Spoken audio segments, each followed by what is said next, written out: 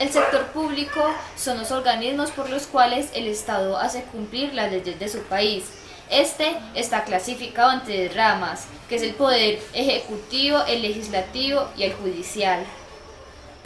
El poder legislativo es el encargado de hacer, recibir propuestas y ordenar las leyes.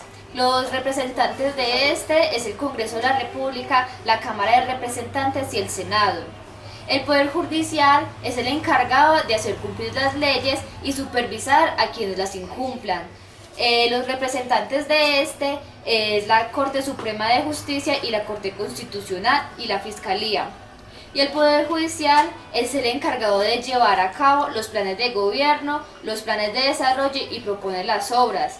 Este representa al país en el exterior a través del presidente, de los consulados y los embajados. Los representantes de este es el presidente, el vicepresidente, los ministros y los gerentes de las organizaciones descentralizadas. El sector privado se contrapone al sector público. Este parte de la economía que busca el ánimo de lucro y no está controlada por el Estado. Su estructura va desde el ejercicio individual por una persona de una actividad empresarial hasta el uso de una gran variedad de formas jurídicas dependiendo de cada país. La inflación es el incremento generalizado y sostenido de los bienes y servicios de un país durante un periodo de tiempo, generalmente un año. Se mide principalmente con el índice de precios del consumidor, usando como referencia la canasta familiar, teniendo en cuenta que este va ligado por grupos, subgrupos, clases de gastos, gastos básicos y bienes de ingreso.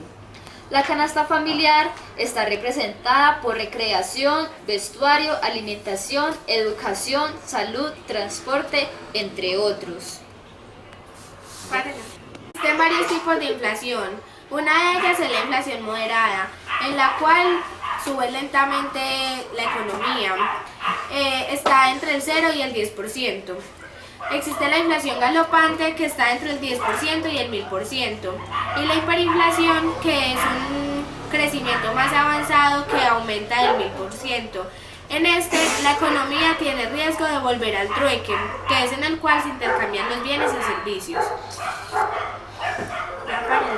A continuación hablaremos de la curva de Phillips, la cual demuestra la relación inversa entre la inflación y la tasa del desempleo. En el esquema de inflación objetivo, si se espera que la economía crezca lentamente o que la inflación sea inferior a la meta, el Banco Central estimula la economía bajando la tasa de interés política. Teniendo en cuenta que las tasas de interés bajas generan más gasto, más inversión y esto impulsa el crecimiento económico y la inflación. Como mencioné anteriormente, la política fiscal expansiva traerá como consecuencia un aumento en la demanda agregada y por ende aumentará la inflación. Así. Y acá se puede observar el aumento.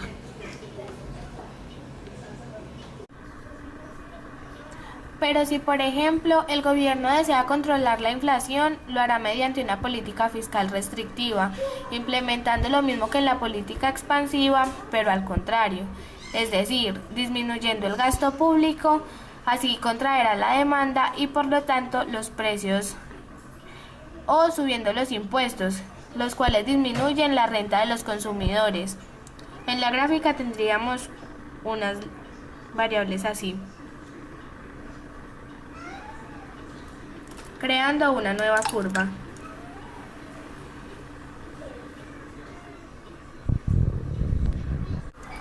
Y posteriores intentos del gobierno para acabar con el desempleo solo provocarán mayores tensiones inflacionarias y sin que a largo plazo se pueda conseguir acabar con el desempleo. Así se creará la tasa natural del desempleo, que es una línea completamente rígida y vertical.